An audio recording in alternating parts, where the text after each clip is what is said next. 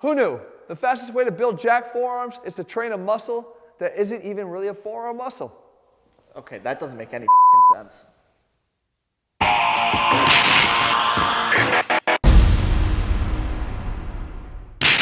What's up, guys? With Cavalier, ATHLEAN-X.com. Okay, look, you've heard me say it a bunch of times. If you want to build bigger arms, you got to focus on your triceps, right? We talk about the overall mass and the contribution of the triceps to the arm, even though people like to focus on the biceps. Well, in the forearm, we have the same scenario. There's a muscle called the brachioradialis that kind of acts like the triceps of the forearm, taking up a lot of the mass. As a matter of fact, if you didn't have good development there, your forearm would kind of look like this. And that's not a good looking forearm. So we need to develop it. But as I said, it's not technically even a forearm muscle. Now trust me guys, this has nothing to do with splitting hairs or playing word games here and semantics. This is about real anatomy and function. And we always, when we talk about anatomy and function, have to break out these muscle markers. And when we talk about this muscle, you could actually probably feel it. If you grab hold of that wad of muscle right there, it goes up and it crosses the elbow and it inserts up here on your humerus. And then it comes all the way down and it kind of dies off right where it looks like it does in that mid-belly. And its tendon runs down here to the end of the bone in your arm called the radius here in your forearm. At no point does that muscle actually cross the wrist, which is a huge important point because we know that the forearm muscles actually run down your forearm and feed through your wrist into your fingers, controlling actions of the fingers and the wrist itself. That's what a true forearm muscle does. This one has no action at all on the wrist. So what it does is it's going to be influenced by things that you do at your elbow and also what happens here at your forearm, pronation or supination. But this is where the controversy comes in because getting to the actual true function of this muscle is going to help us to build it, but people argue about what the function of the muscle is. No one's going to argue about the fact that it's going to be required that you bend your elbow to train it, but what about that secondary part? What about the position of the forearm? Should it be supinated, neutral, or pronated to really get at it the most? And the answer is there's actually two answers. And as always, science is guiding what we're talking about. Look, if I had a supinated arm here, we know that immediately the bicep is going to take over because it's in a great line to do the work that we're trying to do here and bend the elbow. If we go into this neutral grip position here like this, that's where a lot of people argue that the brachioradialis is doing most of the work. However, they're forgetting one aspect of that. That might be where it can generate the most force and lift the most weight, but we also have to realize that it has the capability to pronate the forearm. So if we want to train the muscle through all of its functions, we want to get pronation and elbow flexion. Similar to when we do the bicep, we don't want to just flex at the elbow here, but we also want to flex at the shoulder. That's where we get the greatest muscle activation. And to get the greatest gains, you're going to want to do both. Overload with the greatest amount of weight and activate the muscle as much as you possibly can. And if you like the nerdy shit like I do, here's a cool little fact for you. When your forearm is in this neutral position, that brachioradialis is in that peak position to generate more force because it's actually helping to protect your own body. You see, when you put weight in your hands, combined with the downward force of gravity, it's actually capable of pulling that radius down onto the ulna, which is not something that we want. When the brachioradialis does its job, it can pull backwards, lifting that back up and creating the proper space in your wrist, so no wrist injuries. All right, so what are some exercises you want to do to help build this muscle up? Well, we got to start with the classic reverse barbell curl.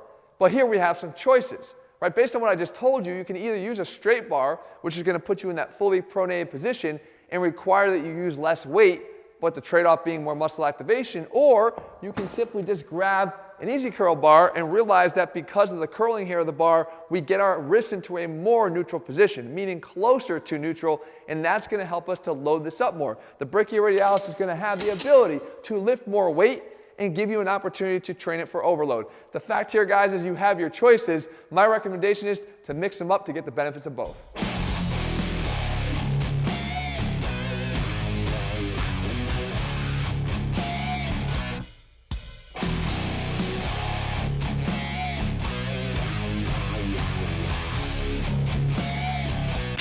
The next exercise up is actually one you can do here at a lat pull-down machine that takes advantage of another fact about this all-important non-forearm muscle, and that is the more flexion you get at the elbow, the more activation you get of the muscle. In other words, even if you look back at that reverse curl, in the first 30 or 40 degrees, the brachioradialis isn't doing as much work as it does and the latter half of the range of motion. We can take advantage of that here with this reverse grip lat pull down because we get the ability to do that reverse curl, and instead of stopping here at the head, we can go back behind the head to get more and more and more flexion of that elbow. And keep in mind, we're still doing this out of that pronated position, so we're going to get the secondary benefits of that maximum activation. So we really might have to use a little bit less weight, but at the same time, that activation is on point. Now, if you're absolutely obsessed with having to use more weight on the exercise, remember you're going to have to get out of that pronated grip, so you're going to have to change the bar that you're using. Trade that one in for 2 ropes, but keep in mind, you're going to have to wrestle these away from the guy who's already doing face pulls.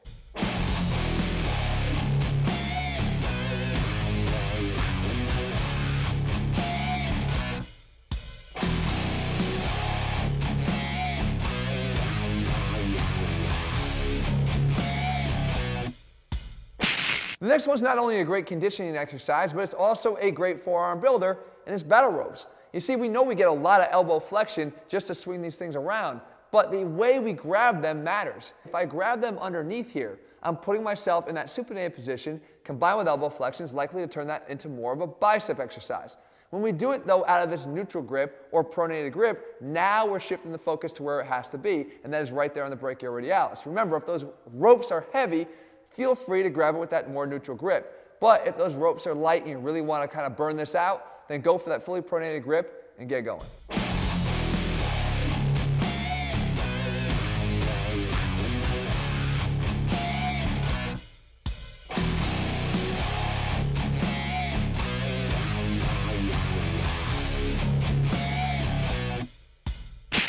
Now obviously dumbbells can also be used to effectively build this muscle up. As a matter of fact, they give us an advantage that's unique from barbells, and that's the ability to grab them not just dead center, but with an offset grip. And as you can see here, when I take this grip, I'm actually now providing the opportunity to overload pronation, right? The dumbbell's tilted downwards and gravity's pushing down there. For me to overcome that and straighten the dumbbell out into pronation, I'm gonna have to lift up from that direction. Not only am I able to do that, but I'm able to continue the motion up all the way into that reverse curl so I get that duplicate benefit, guys. Remember, you're not just locked into one piece of equipment. Whenever you're trying to train any muscle, you certainly aren't when it comes to this one.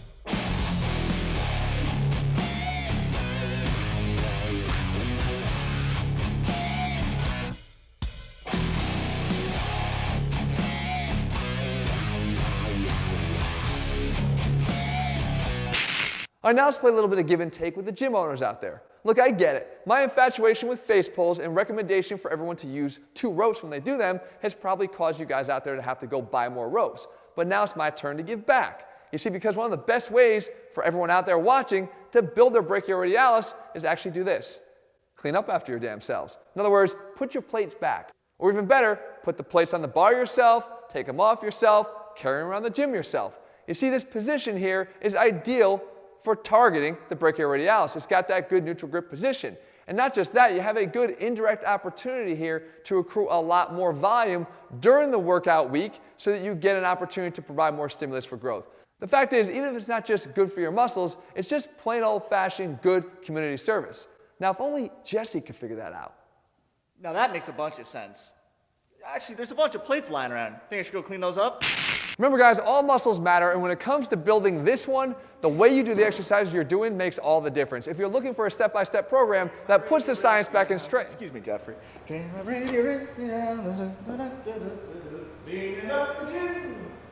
Head over to ATHLEAN-X.com for all of our step-by-step programs. In the meantime, if you haven't already done so, click subscribe and turn your notifications so you never miss a new video when we put one out. And also, guys, remember to leave your comments below to let me know what you want me to cover, and I'll do my best to do that for you in the days and weeks ahead. All right, guys, see you soon. Cleaning up the gym.